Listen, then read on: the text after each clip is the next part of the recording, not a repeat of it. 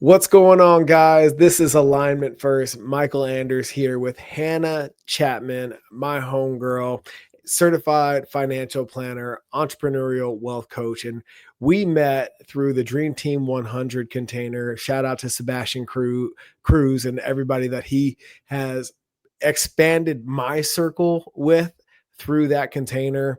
And we're going to have a pretty expanded conversation today around wealth and human design. And that what's really interesting about you being independent in what you do is it allows for this more expanded conversation where I've been interested in having the finance conversation, particularly around the energy of money. And wealth advisors and such that are in my circle are very reluctant to podcast or have a recorded conversation because of all the rules, regulations, etc., that are involved in the industry. What makes you different and the very impactful interaction that you and I have had is the integration of human design into your practice and the awareness, the increase in my consciousness, just in the very brief exposure to human design through you, has been really interesting and impactful in understanding me and how I step into a higher and better version of myself. So first and foremost, thank you for taking the time, the energy to hold space with me and have this conversation at all today. I'm grateful that you're here. Thank you so much, Michael. I am so happy to have this conversation with you. And for any of your listeners, I also have a podcast, so that's another really important thing that I get to do. And I'll answer, your question of why am I able to talk more freely in a minute, but the podcast itself is also a really big piece of that. So, and we just had an amazing conversation that dropped on November 4th. So if you want to listen to Michael on the other side of the microphone getting interviewed, go check that out. It's such a good conversation. So I'm so happy to get to, keep diving in with you. It feels like just a continuation really of our previous conversation. Yeah, for sure. So let's start there. Why do you get to have this conversation with me where most of your peers in the industry, whether it's financial planning, wealth management, whatever, reluctant or can't? Yeah, so it's a little bit of both because we are in the financial industry, we're highly regulated and we should be. That is for good reason. It is for consumer protection because over the last century that we have had, wealth advisors and financial advisors and stockbrokers and whatever they called themselves at any given time, there have been abuses in the system. There have been people who have found ways to take advantage of clients, and that is why we have so many regulations in place. So from the very beginning, I want to say that I think the regulations in the financial system are important.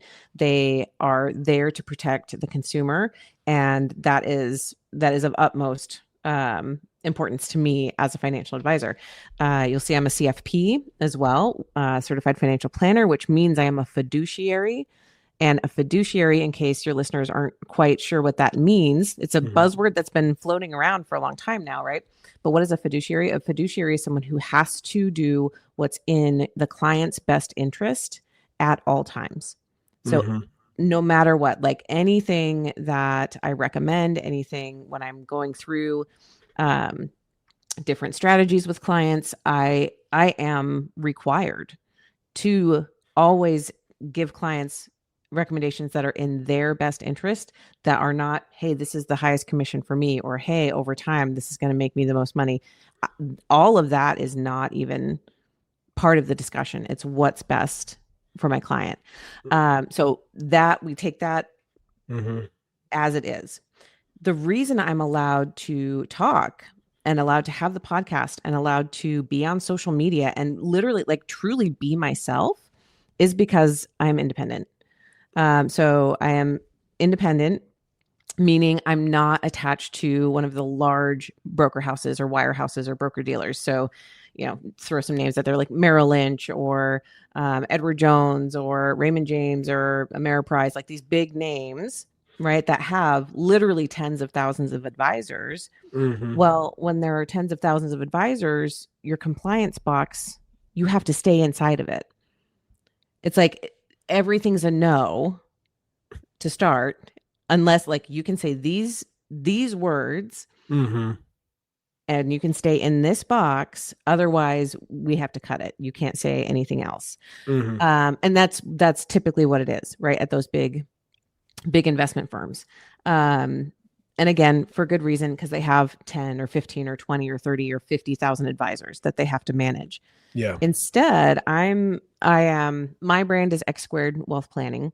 And I sit in front of, or affiliated with Juncture Wealth Strategies, who are a boutique RIA. They're based here in Scottsdale, and we're a small team. And so, like, the partners are the ones. That's my compliance officer. That's the CEO, right? Like, we are a small group, Mm-hmm. and so I know where my boundaries are. I have to make sure everything I say is moral, ethical, legal, in the best interest of my clients, and I'm not making any promises. Mm-hmm. And as long as I know that I'm staying within those parameters, Yep. I am free to be me, which for me, where I was before, I was at a large broker dealer for about 14 years. That was not, I was in the box, right? Mm-hmm. I had to stay inside the box, and I had to stay, even on LinkedIn, for example, like they would have approved posts and you weren't even allowed to like change even little bits of wording or like add a little bit of personality. They would literally delete it. Yeah. Like, nope, you changed it. You can't have that. Mm-hmm. And that was truly one of the big reasons why I left. Because I couldn't, from my perspective, I did not feel that I could build a business Mm-hmm. that was true to my heart if I couldn't even express myself. Right. And Yeah. so that was That's huge. fair. Yeah. So being independent, I mean, there are a lot of reasons for that. We can go more into that if you'd like, but it's a huge benefit, I think, for advisors and for clients. Yeah. Well, I was thinking about this before we went live. I feel like there's a lot of parallels between the restrictions in finance and the restrictions in fitness. The further along in formal education I got in the training world, the more red tape I felt like I was being taught around. So there are basic principles that apply universally with regards to training, nutrition, recovery, and hydration, right? And in the world of strength and conditioning, from a formal education standpoint, without getting more certifications, more credentials, etc., if you wanted, the way the message was received in education was, you stick to sets and reps, you stick to the weight room. As soon as you start talking macros and nutrient timing and all these things that are really not a big deal in terms of the discussion in quote unquote bro science, because I don't know too many high level bodybuilding competitors that are certified or credentialed beyond what they know in self experimentation or what they're doing on the training floor with their clients already, right? Mm-hmm. Through their lived experience. And if you look at it, these protocols, those principles are in play. If you want to build, you need to be in a surplus. If you want to lose, you need to be in a deficit calorically. Things like that, regardless of whether you're carnivore, vegan, paleo, whatever, like that principle must be in play. And it always seemed like the further along in education I got, they're like, nope, that's outside your scope. Don't talk about that. Don't go there. And I feel the same energy with you guys in finance around, like, Mm-hmm. there's got to be some like very basic 30,000 foot, no matter which strategy you apply, these principles must exist in Mm-hmm. order to create a quote unquote successful strategy. Is Yes. that the same dynamic that we're talking about? Yes, it's so like the parallel is great. Like Mm, it's super similar in that yeah, like the very basics of like in order to grow your wealth, you have to spend less than you make, right? Like hmm. that's a very universal prospect, right? Yep. Hmm. And doesn't mean you have to earn income of more than what you spend, but you have to have income streams in different ways and different Hmm. places that equal more than what you spend in a year. Um, So diversification is also a principle. Diversification, right? Like Yeah. a very main principle when I see a portfolio that is super concentrated, meaning it has like one or two positions, Hmm. or someone who is like just focused on just real estate and doesn't do anything else. That always gives me pause, right? Hmm. Like if something happens to that one holding or that one industry, like you're kind of screwed. Right. Um, so like yes, having diversification is also a really basic one that we can talk about. Hmm. But kind of to your parallel, our emotional state Hmm. around money, the way our nervous system responds to any money decision, that's actually more important, I believe, than the numbers that you're seeing. Mm. It's your reaction to the numbers, the way your nervous system responds to, hey, your client is late paying their invoice. What are you going to do about that? Or, hey, the market just took a 20% dive. What are you going to do about that? The way your nervous system responds to that will dictate what action you take or don't take, whether Hmm. you trust or don't trust your advisors that you've pulled around you.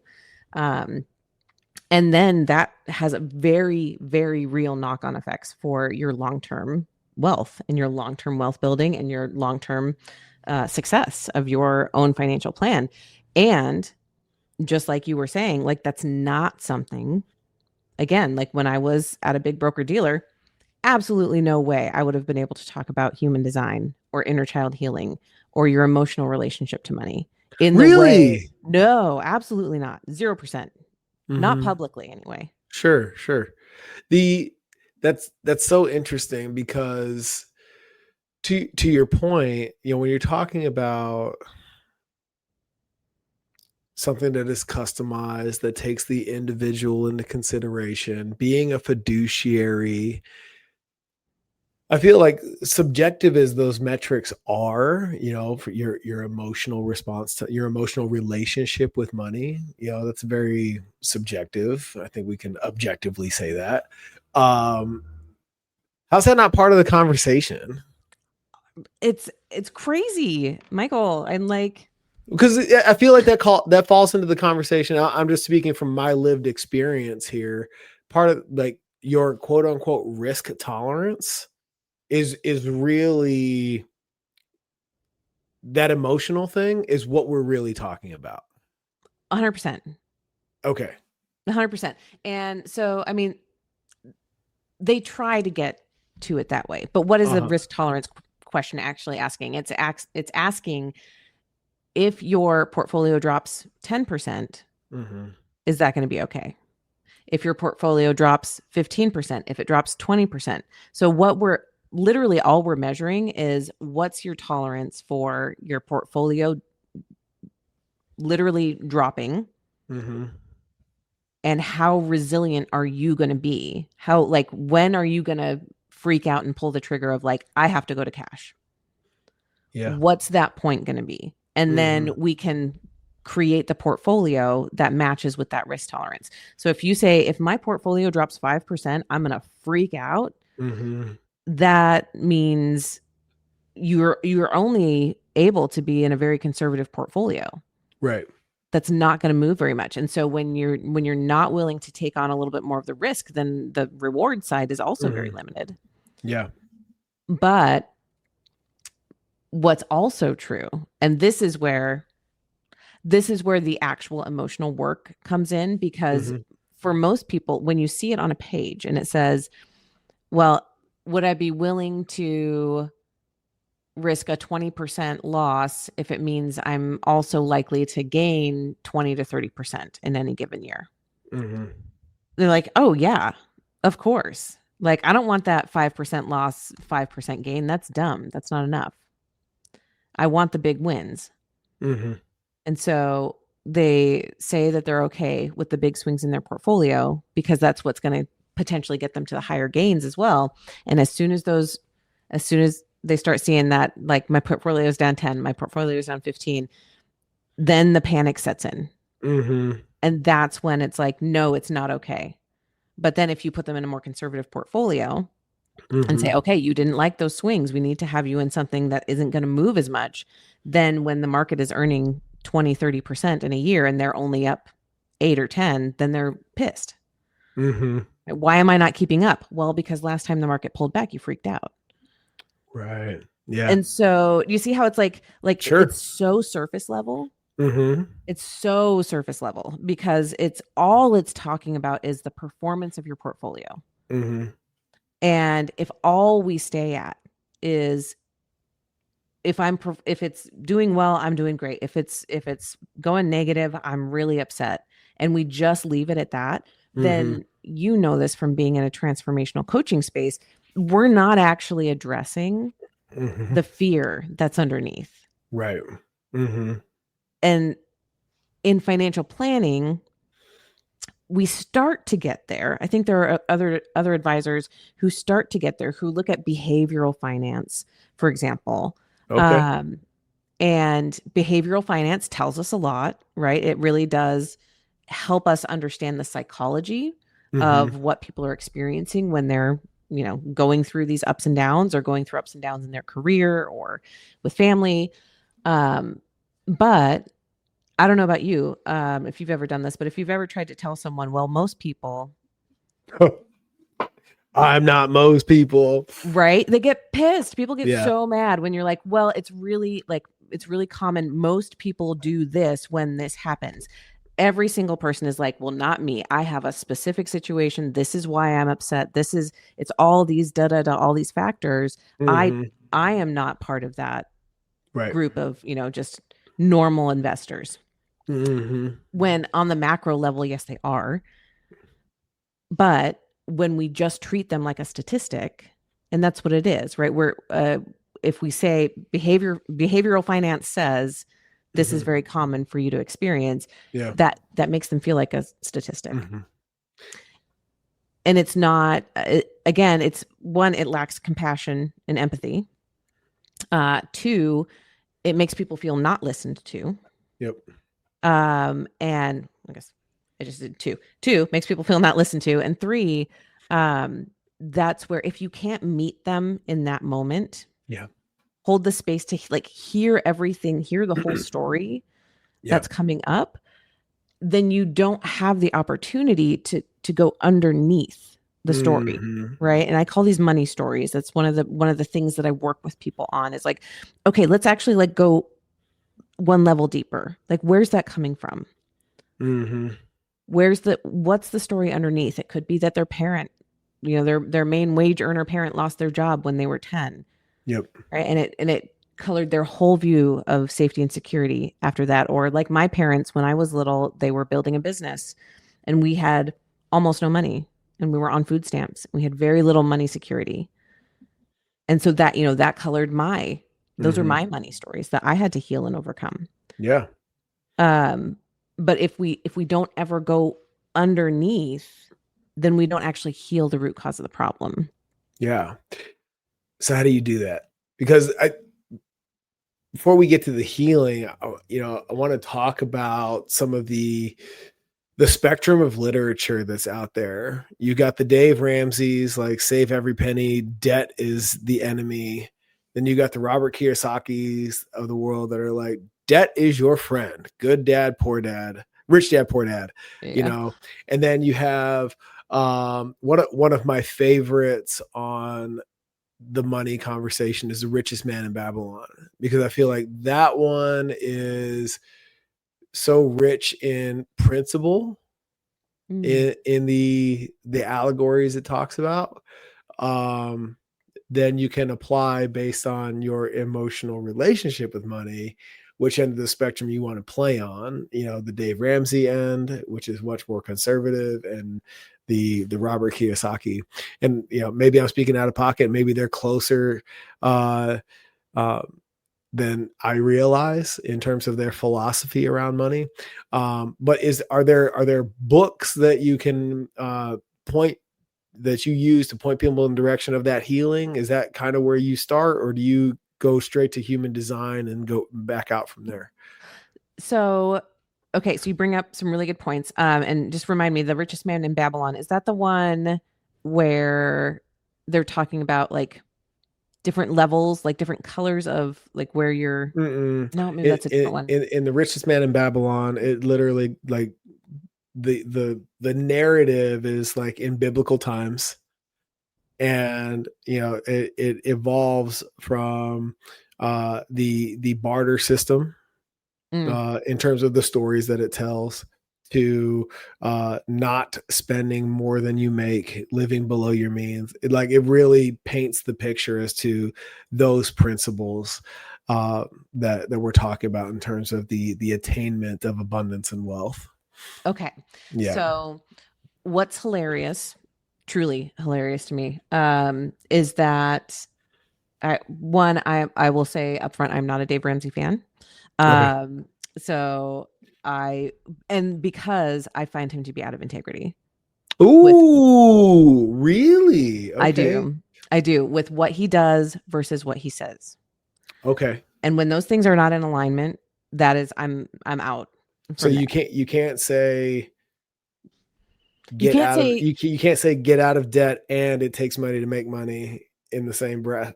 right. Or And is well, that and too the way surface that level? he right. Well, the way that he uses debt, the way that he uses real estate, the way that he also um, talks down on financial advisors and what we do, Mm. and then literally has his own financial services on the other Ah, side.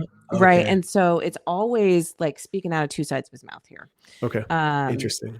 Didn't know that. but at a fundamental level, Mhm. the other thing that doesn't work for me, and I think for most people, is again this single-minded focus Mhm. on getting out of debt.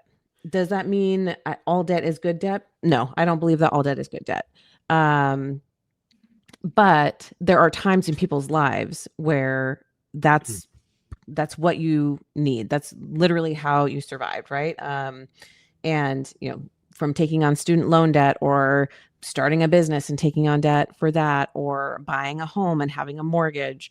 If you listen to any of his podcasts and different things, and I've actually responded a few times on my own podcast to some of what he says, he's just so out of touch with Mm. what like regular middle class Americans, and especially people who are struggling right now, what they're actually experiencing in the economy right now. He's just so far out of touch, Mhm. to like tell people like why are you spending money on childcare? That's ridiculous. Just send them to a free summer camp. Like, what free summer camps are you talking about? I would love to, but Cite your source. Yeah. yeah, like that doesn't exist for Mhm. very many people. And when most households today, like the majority of households have two working parents, right? Like Mhm. this is a very different environment, and we need to again meet people where they're at Yeah. and understand their actual lived experience in their situation. And I think that sole focus on getting out of debt, again, I don't think that's even what he has done, because when you solely focus on getting out of debt, especially in, let's say, the like from 25 to 40, even 25 to 45, right? Like, so for a lot of us in this age range, Mhm. we're carrying debt, Right. whether it's mortgage or student loans or credit cards. And if you have enough money, if you're starting to make enough money where you have, okay, let's say you have two, three, $4,000 a month to figure out what to do with. If you're 35 years old and you're taking every extra penny you have and putting it towards debt to pay off your debt faster, yeah, you're going to pay off your debt a little bit faster, but you're Mhm. putting everything into a diminishing return. Yeah. And you are literally losing out on the compound interest if you were to put some of that into the market, if you're to put some of that away, right? Mhm. So it's always it's insane to me for someone to take that so far as they're like, nope, I'm going to get all the way out of debt and then I'm going to start saving for myself. Because by the time you've done that, right? If you've just spent 10 years and now you've gone from 35 to 45, you literally lost out on 10 years of compounding. Got it.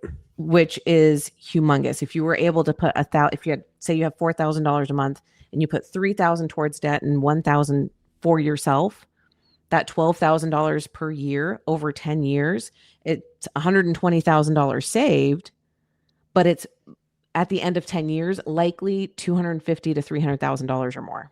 Yeah. And you can't get that if you were to, like, your debt's going to be paid off as well. But now you also have 250 or 300 grand in your investments at the same time, rather than having like, oh, I finished that a little bit sooner. I paid off the debt a little bit faster. And then I pivoted. The time value of money is one of the most important things that we have in time when time is on our side. And I think the Dave Ramsey focus on like getting out of debt at the expense of everything else in your life is really detrimental, not just from a mental and emotional standpoint, but from a financial standpoint as well. Yeah. And then the Robert Kiyosaki side, what's so funny, this is so funny to me. So when he wrote Rich Dad Poor Dad, I think it was like 1991, maybe around there, he did a book tour around mega churches. Okay. And so I was raised evangelical here in the Phoenix area. He literally came and did a week at our church. He's here in Scottsdale. Oh, he's here in Scottsdale now? He lives here, yeah. Oh, I didn't even know that. Back then he did not. Okay. But he was doing a book tour and he came and he was at our church for a whole week. And my parents bought the game and bought we played it at home and read all the books. So okay. I was like, I'm familiar with his game, literally and figuratively. Yeah.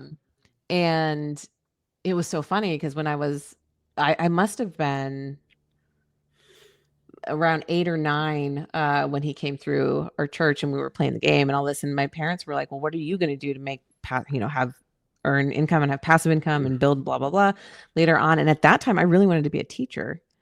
Okay. And I was like, I don't really care about all of this. I really want to be a teacher. And my dad was like, not about that answer. He was like, he looked down on that pretty hard. Yeah. He's like, that'll never work. You'll never make enough money. And so for me, like, even at that young age, I was like, I don't know, like the way it was presented, not that it's wrong, but like, again, well, I want to pause you really quick. Cause I think this is we're going to take a hard left really quick into parenting. You got kids, I got kids. I think it's in our best interest as parents not to pass our judgment. I'm so tired of the capital T overused term trauma. Stop passing our judgment onto our kids and really and look at it again, because we keep going back to this 30,000 foot concept, right? And looking at it as instead of teaching as a profession, literal, whiteboard, marker, 30 students, chaos, underpaid and overworked, and more so look at the characteristics of that job. Because I would in my observation of you, Hannah, you are very much a teacher. Oh yeah, you made it. Right? Absolutely. 100% I did. So looking at it from that perspective of, like, okay, how do you take that thing that you're genuinely interested in and then figure out, okay, based on how we want to raise you in terms of valuing a dollar and all of those things, with those characteristics, what's available to you in the universe that satisfies that and puts you in the best position to succeed. I think that's a much healthier way to look at it than, no, don't do that thing that you just told me that you wanted to do with the rest of your life and that you absolutely love. Don't do that because there's no money in it. Right. Well, shit, man, Like, I feel like that's the impetus for putting people in these really shitty financial situations in the first place. Right. Because you cut off any and all exploration of what it is to like create abundance in this thing that I actually love. Oh, yeah. Is any of that 100%. landing for you? Like it couldn't be more perfect. Like truly. I mean, it's like my son who's 12, we haven't really like we haven't put anything on them in that way of like you should be XYZ, you should be this, you should, he loves history. Obsessed with history in all kinds of ways, and he's just always so curious about different aspects of different things. And like if I was worried about it, right, it's like, well, what if he ends up being a history teacher, or what if the same, literally that same, I could go down that same path. Yes. Of like, we need to get him interested in something else that's going to give him, a better chance. What if this kid has a history podcast that goes viral? Like, I don't know, right? We don't know. And with the, advances in AI, he's 12. So by the time he's in his 20s, 10 years from now, who knows where AI will be at that point? There's going to be a need for people who have studied deeply, who are passionate about their subject, who like can't wait. Like people are going to want to learn from other humans again. They still do now, but it's going to be even bigger. In the next 10, 15, 20 years, where someone's like, oh my gosh, this person has like encyclopedic knowledge and they're so freaking passionate about it. I love to listen to them. Who am I to say, like, I don't know. I don't know what the world looks like exactly in 10 years. What I can do is I can support all my 3 kids. I can support their interests. Yes. I can support them in like, oh, you are interested in that? Let's dive. Let's go. Let's see what happens. And I'm here to support you. Right. In that until you're ready to fly. and I don't see when you look at like corporate structure and stuff like that, there's so much, one of the things we talk about in the veteran community, if there's a process, I can learn it. My undergrad is in health and human performance, and I did the FAA curriculum for air traffic control, which is 12 months long, in 4. So you learn fast. No, it's the Marine Corps process. It's the only way. If you want this job, that's how we're going to do it, because we got to get the deployment, right?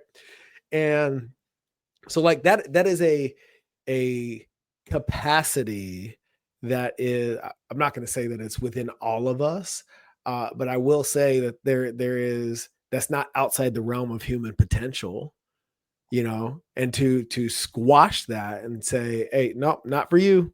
Nope. But just because you're my kid and I haven't seen proof of that in my lived experience. Right. Like, fuck, man, that is failure to parent, in my opinion. Yeah. Yeah. Well, thank you. My inner child appreciates that. Also, but I think also if that's a knee-jerk reaction within you, that's also okay. But recognize that that's your stuff, right? And rather than project it all over your children, hold on to that, explore it a second before you say whatever it is you're about to say in response to your child coming to you and saying, I want to be a teacher because I don't care about money. Like those are 2 separate things. They're not one and the same. Yeah. Yeah. Absolutely. My youngest, who's 10, has said over the last year or so, she's like, I think I'm going to be a lawyer. I'm like, why? Lawyers make a lot of money. I was like, maybe. Okay. Some of them, not all of them. Right. Yeah. Like they also can have to work really, really, really, really hard. So like my immediate response is more to go to balance, is like, oh yeah, sure. Like if you only care about the money, that you're probably going to burn out pretty fast, because that's what happens with lawyers. unless you find a way to create balance within that, right? Well, and that's the next step, right? Is you can talk about your lived experience, but also like, hey, why don't let's play a game here. Let's run a little thought experiment. What does making a shit ton of money and having the balance look like? Mhm. There's certain segments of the legal field that facilitate that, right? Mhm. So if you value those two things, then let's start guiding you in that direction. Let's not steer clear of it altogether, Right. right? And that requires a level of presence to sit and have those conversations. My buddy of mine that I came into the Marines with came to visit a couple of weeks ago, and we're telling all the stories of the good old days and the hazing and the crazy and all the stories that my wife had not yet heard, and my kids are listening and just eating it all up. And Nicole looks over at Tristan, my son, and she's like, "Tristan, after hearing all that, do you still want to be a Marine?" He's like, "Yeah, that sounds awesome." And it's like, cool, dude. I love it when people ask questions like that. Would you let your kid serve now? Would you let your kid play football? Do all. It's like his experience does it probably won't mirror mine, Mhm. and I'm not going to deny him that experience just because Right. of whatever my perception of mine was. That's not fair, Yeah. you know. Yeah. Mm. Well, I think you're getting to this is a good like we'll steer it back, but I think the Yeah. parenting piece is big because it is important, and people ask me this pretty often of like, well, Mm. how are you teaching your kids? How are you, Mm-hmm. being a financial advisor yourself? The biggest thing for me Mm-hmm. in their early development wasn't like, I need you to know how to use a debit card and I need you to know how to save XYZ into different. That wasn't important to me, actually. What was Mm-hmm. important to me was that, again, the scarcity that I grew up under and the Yep. way that that shaped my relationship with what was even possible Mm-hmm. until I like really dove in. I had to do a lot of Sure. work to Yeah. shift that and heal that. I wanted them to live in a world where the answer is yes. And Mm-hmm. they can feel about, especially, and people will hear that and be like, well, they're spoiled. But no, my children are not spoiled. They are not. They understand, right? Where money, Mm-hmm. but from 0 to 7, age Yeah. 0 to 7 is a time in our lives where all we're doing is taking in information about what it means to be alive in our world and what it means to be a part of our family and what stability and safety Yeah. feels like in our body. Mm-hmm. So for me, from 0 to 7, it was most important for my children to feel like that, yes, like the world is possible. Everything is possible for you. Yeah. And within the reason of our budget at that time, my husband and I didn't make a ton of money at that time either, but we Mm-hmm. really were very intentional about giving Mm-hmm. them those experiences and having, all a rich learning environment, all of those things. Yeah. Um, and that didn't always mean it was expensive or had to be a Sure. lot of money. But then when we did go to the zoo or we did go to the museum, or recently we went to Disneyland, like being able to say yes, Yeah. right? Mm-hmm. Being, yes, you can get the popcorn. Yes, you can get the expensive drink, right? Yes, you Mm-hmm. can get the stuffed animal, right? That was Mm-hmm. always when I was little, my story was you can't ask for anything extra. Like don't be an extra burden was my what I felt. Yeah. And so if that means we do that stuff a little less and find the fun free things to go do, like go take bug nets to the creek, Yeah. we do those things and we have that fun. But then when we choose to go to places Mm-hmm. that we can say yes and let them have Yeah. that experience too. And again, we balance it. We balance it Mm-hmm. out. Yeah. So where does humans design fit into all of this? And first, for people who don't know, and you're talking to somebody who's done like almost every personality assessment known to man, you were my introduction to human design. How did you come upon it? What impact did it have on you, and why do you use it in your practice? So I I first discovered human design in 2021. So it's been 4.5 years at this point. And when I found it, I had also been introduced to the Enneagram just prior to that, and did the quizzes online and stuff like that. But it wasn't quite sinking in. I wasn't quite getting it. Mm-hmm. It didn't feel like it fit quite right. And I had mistyped myself. I think I thought I was a 3, and I am not. I was typed later, and I'm a 1 apparently, which fits a lot better. But Mm. regardless, I heard a podcast. I just randomly listened to a podcast I had never listened to before, and the woman that was being interviewed said she first was studying Enneagram, and it didn't, she was like, it's okay. And then she found human design and was like, oh, that's it. That Mm-hmm. resonates. Every piece of that like feels like me. And Yep. so I was like, well, I'm not really resonating with Enneagram. That's interesting. So I'm going to go look that up too. So I looked up my human design, had really no clue what it was saying. So I bought there was like a $35 report of like, okay, here's like the basics. And I'm just like crying, like Really.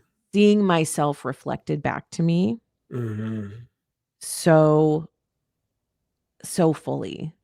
Is that your first experience in any kind of personal development? You're coaching yourself, or was it No, just that deep and thorough? it was that deep. Okay. I mean, I had done other stuff, strengths finders and, different things like Mm-hmm. in more of a More corporate the setting. mainstream stuff. Right. Yeah. Myers-Briggs, different things like that. And again, I was raised non-denominational Christian. Mm-hmm. And part of it was I'm also my son, I'm a Leo son. I was born in August 16th. And so I always like really identified with that. Like whenever I would hear something about like Leos, and I was like, Mm-hmm. oh yeah, I feel that, but I'm not allowed. Like astrology was demonic, Oh right? yeah, sure, So sure. Mm-hmm. so I Pagan was not practices. Yeah. right. It was like I would like secretly like look at the horoscope, I'm like, oh, that's interesting. But it was seriously, it was like hiding Yeah. it.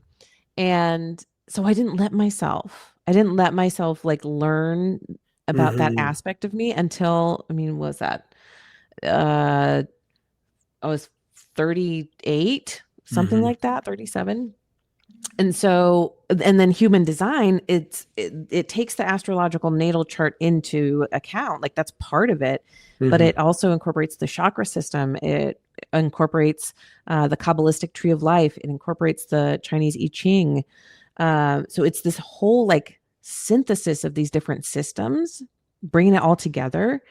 And it gives you like a roadmap of how to use your own energy most effectively, Mm-hmm.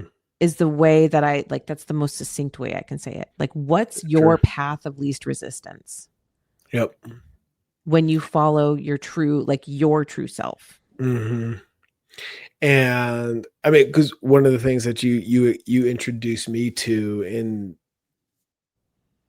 my reintroduction to Michael was that uh I'm trying to remember. There's a something about a heretic.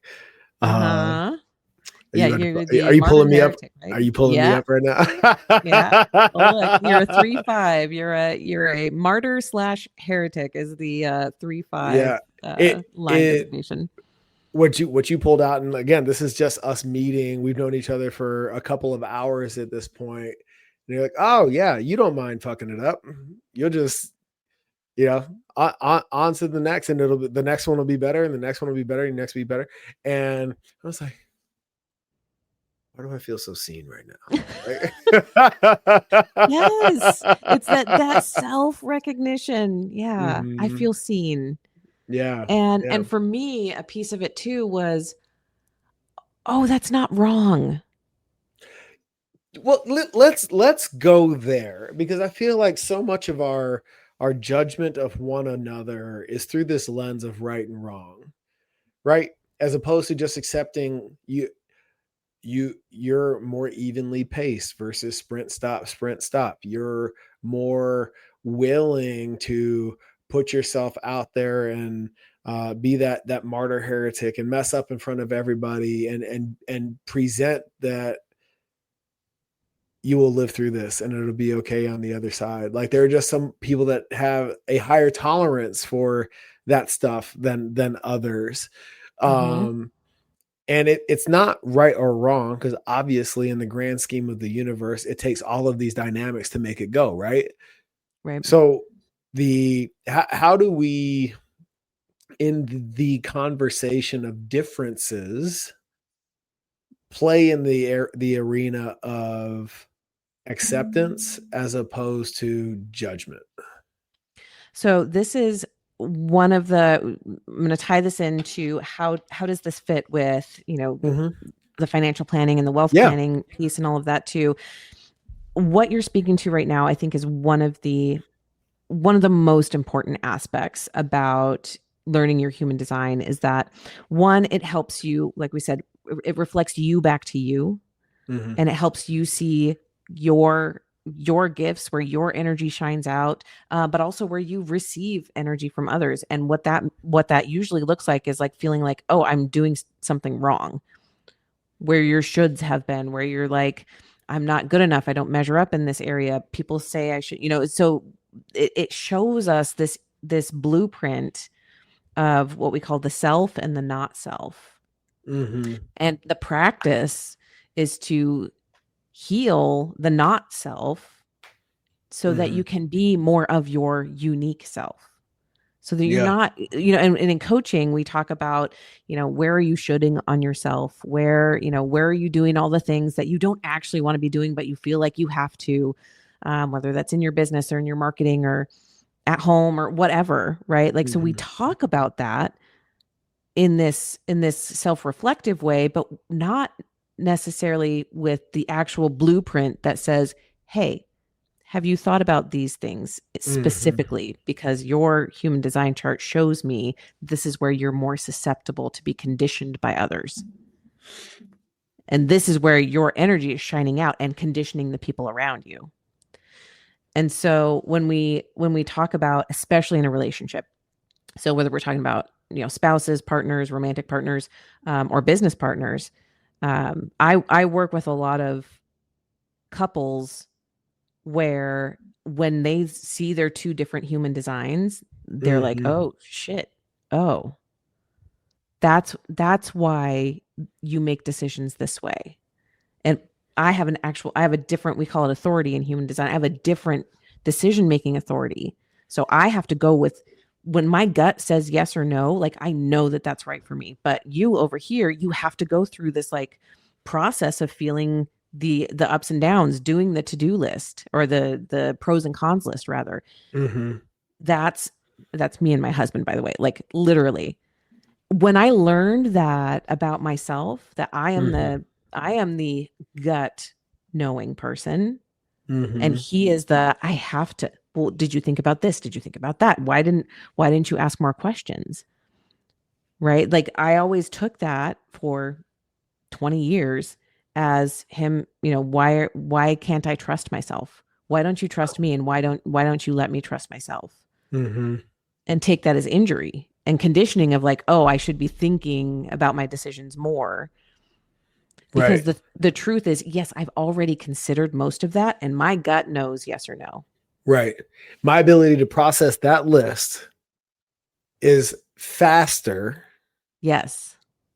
That's what I'm hearing you say. Yes. And It, that's true. That's it's true. not that you skipped it completely. Right. Right. Yeah. It's that. And but he didn't get to go through it. Right. He didn't, because Right. he needs to go through the ups and downs of Mm-hmm. the, like, how is this going to be great? How is this going to be wrong? And come back to neutral. That's his authority. Okay. And so a lot of our, gosh, if we were in a disagreement about something, that was always a thing too. He'd be like, you're too fast. Like you're coming at me too fast. Yep. I need I need more time. I need to like step away and have time. Mm-hmm. And it can be, the male female piece of it is not necessarily the same. I've seen this on the complete opposite Sure. way Yep. as well, right? It's because of our authorities, Yeah. and he needs that time, and it's okay, and it's safe. Mm-hmm. I'm safe if he needs to go take time. And he also Well, how can hear that freeing it's is safe that? for me. How freeing is that in your relationship to have that understanding and accept that in each other? So now he's not imposing that that negativity on you, and you're not creating a false expectation of moving faster on him, It's right? it's so impactful. Mm-hmm. It literally changes a whole dynamic of a relationship. 100%. And when we look, and then we look at our kids and we can see again how our energy is impacting other people Mm-hmm. and how their energy is impacting us. And once we have that map of like, oh, like this person is going to lend this energy to you in a way, or Mm-hmm. it might feel like pressure, Right. like they're pressuring you to do something, but that's just they naturally bring that energy of like, Mm-hmm. let's go. And you happen to be really susceptible to that energy of taking it on like it's yours versus saying, oh, they really want to go. So let them do their thing. Yeah. Right. It's separating out like what's your energy, what's my energy. Mm-hmm. And then where do we come together? And then where can I let you do your thing and you can let me do my thing? Right. It's honoring each person in any Yes. relationship as a whole. Mm-hmm. Which again, if we tie that back to financial planning, Yeah. because it's why do I do these together? Why does this matter? It's because when we do not honor, if especially if we're in a partnership, if you do not honor your partner in what they truly want to experience in life, right? I've seen this so many times that when couples come in, one of them is the main financial person Mm-hmm. and the other one just wants to check out and not even be there. And so, and the goals are also the main person's goals. And Mm-hmm. the other person's like, yeah, I guess. So, what happens when they do get to retirement? The person who was checked out during the conversation is now like, I didn't want this. This isn't what I thought I signed up for. Right. Mm-hmm. I'm out. And then we have this, phenomenon of gray divorce. What's And that? people, gray divorce meaning divorce after the kids have left, right? Your kids are out of the house Oh, yeah. and people getting divorced in their late 50s, especially late 50s, Mhm. early 60s, being like, hey, we weren't ever really on the same page. Ugh. And it Mm. sucks. Yeah. And so Yeah. how do you get around that? You open the conversation. Mhm. My wife and I, we call that updating and upgrading our agreements. Yes. 100%. That's exactly it. Mhm. Yeah. It's like, okay, so, we got married, we were both working. I was getting the gym off the ground. She was the earner, right? Made it through the pandemic, all that kind of good stuff. We're moving. Now we're in this place. And like us both being earners didn't serve our relationship and or our family. Right. So then asking the question, hey, what if you got to be mom exclusively? I took that on and like we do that for a while until that no longer serves us. Mm-hmm. Right. And dude, my mom was just here and there's nobody more observant than a mother. And she's like, Michael, you seem so happy. You Mm-hmm. both seem so happy. And the last time, she comes to visit every couple of years. We go see her and all that kind of good stuff. But like her observation of us on home with home field advantage is pretty rare. And she's like, the last time I was here, it seemed like you guys were good, but you were like on edge. And it's Mm-hmm. really good to see that energy is so much different in a positive direction. And having that insight and observation was very validating, especially coming from somebody who um, isn't very forthright with their opinion in terms of like, I don't want to interfere. That's your relationship. I respect your marriage, etc. It's like, no, I want you. You did this for 28 years with my dad. Tell me all the things. Right. Tell me what you see. Yes. Yeah, Yeah. that reflection can be Mhm. really powerful. And in the on the financial side, Mhm.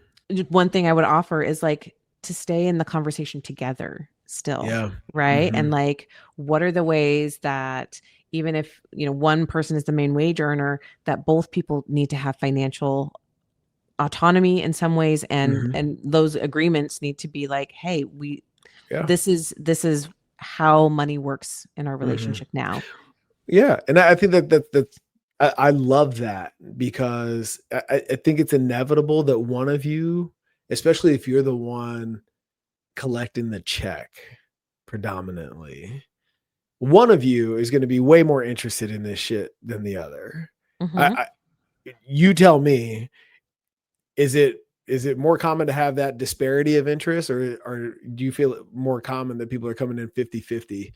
Like, "Oh, yeah, I need to know all the things. Let's do that together." What's more common? More commonly, there is a primary contact, like one Mhm, partner that knows more than the other, that is more interested, um, that takes the lead, and mhm. there is nothing wrong with that. No, And if absolutely you not. are the partner that's like, no, Mhm. my other person does all of Yeah. that, So, that's powerful. yeah, so I think that the agreement then becomes, "Hey, we're gonna go meet with Hannah. I need you to be as interested as I am for the next 90 minutes." Well, and that's not even on her. I would say that's not on her. That's on the advisor. So Oh, tell me, okay. that's That's your my job. job. Yes. That's Oh, my job. okay. Let me Tell me, let tell me me, tell tell me. you let me tell you a story, Michael. I sat in when I was learning, and I sat in on so many meetings with Mhm. husband and wife Yeah, specifically. Um I suppose this could happen with same-sex couples too, but I sure. didn't observe that as Yeah, much. This was mostly when it's a husband and wife, yeah. even when the wife was more the main wage earner. Mhm, And again, the practice I was at, we had about 10 advisors. I was the only woman. mhm. Everyone else was a white male at least 10 years older than me, 'Kay. up to 30 years older than me, right? Mhm, So I was sitting in with all these advisors. I would literally see the wife ask a question, and the advisor take it in, turn and look at the husband and answer it. mhm. And what woman is going to be like, all right, never mind. Like, Yeah. why am I even here? And Mhm, I use that example because it wasn't one off. mhm. It was so common. And I would tell the guys, I would give them that feedback sometimes. They didn't want to hear it. They were like, no, Yeah. I don't. And I was like, okay, do we need to put a camera in here? I'm not making this up. Right. And then, inevitably, when the husband passes away and that wife that's been asking questions that has been not answered, she Mhm. takes her money elsewhere, Right. right? She leaves Mhm, because she was not considered. She didn't feel, maybe she was, right? mhm. Like the advisor will say, oh no, I talked to both of them and blah, blah. I'm like, no, you didn't listen to her. Right. You didn't include her in the conversation truly. Mhm, And even though she's not the one making the primary income, right? mhm. These decisions, she is still a 50-50 part of this relationship. Right. And her input is just as valuable as his. Mhm. And use that example very pointedly, which was just boggled my mind. Or I couldn't get like the administrative staff to like address if the woman was the primary client, it was Mhm. so difficult to get them to address her as such. Yeah. Right? Where like they would still like call the husband first and email him first. And he's like, don't call me. Like she's the one that knows what's going on. Mhm. Right. Yeah. And so it's I mean, literally what I'm talking about here partly is the, inherent patriarchy of the system, Mm. and the misogyny that is kind of like baked in. Sure. It doesn't mean that there Mhm. aren't couples where, yes, that's the man takes the lead. Mhm. But in my house, I take the lead on the Yeah. financial side. And my Mhm. husband takes care of a ton of other stuff that I have Right. no clue how to take care of. Mhm. Right. But this is my realm, right? So Mhm. when someone is like asking him, or like if they were to, it's like, no, Yeah. no, Right. that's me. You're talking to me. Mhm. Like, and it's just so interesting to see that it hasn't changed as much as I would have hoped it would Yeah. by now. Mhm.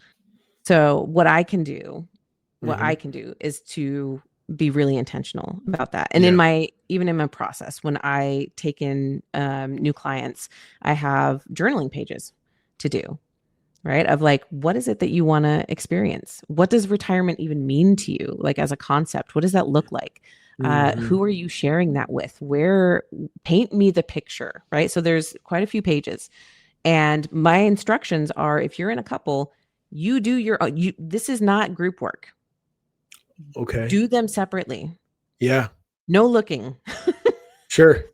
Yeah. She does hers. This is not collaborative. This is not a collaboration. I want you to Yeah. look inside yourself and say, like, what does that really look like if you were getting to live out what's Yeah. exciting to you and fulfilling to you on both sides? And then when you come together, you get to like flip it Mhm. over and see.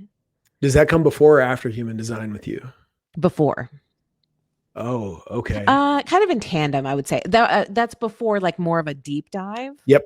Okay. But I do really like to get someone's birth information kind of right up front so that I Yeah. can then support them through their decision-making process even Yeah. before we're working together.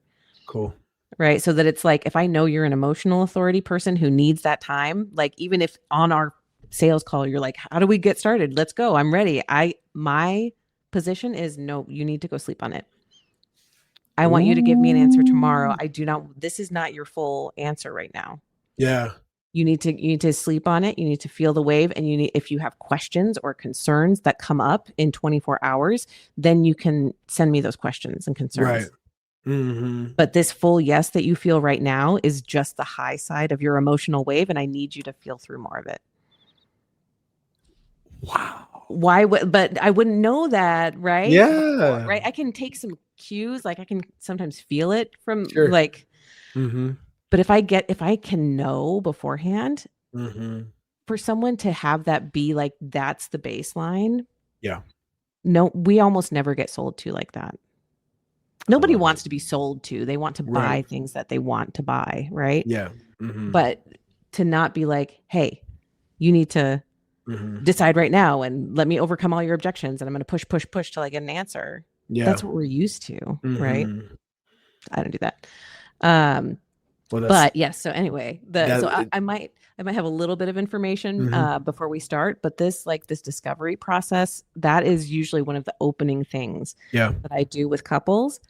And what's so beautiful is that usually there's a lot of similarity. Mhm.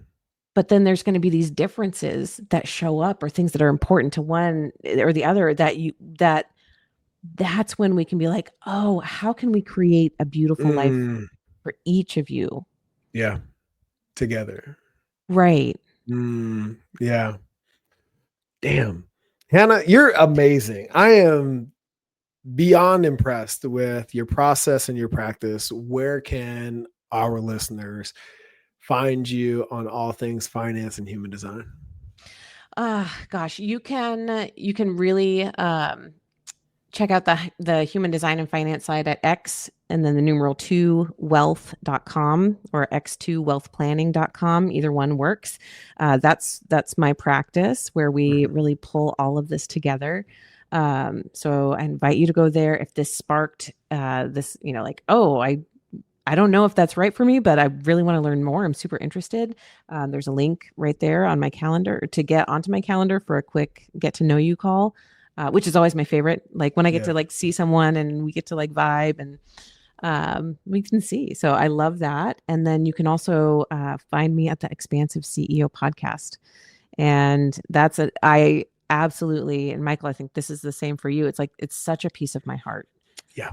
that I get to Mhm. share with the world. And we have beautiful, deep conversations. Again, like with you on Tuesday. Tuesday episodes are all about like my heart-centered, amazing entrepreneur friends. And then Friday episodes are all about the economy, what's going on in the world, what's going on in the markets, and how do we, again, how do we make good decisions in the midst of what feels like chaos, or who knows what, right? All the headlines that we hear. How do we find what's really important and make good decisions for us and our families through that? So that's Friday episodes are called Investment Friday. So you can find that on any platform, Expansive CEO, or at expansiveceo.com. So thank you, Michael. Thank you so much for this conversation. 100%. I'm so grateful for you. Everybody listening, if you want to become the fittest leader possible, it requires integrity, courage, and ownership. Head over to nextlevelpfc.com and join us in our alignment container, thenextlevelvillage.com. Until next time, remember, it starts with alignment first.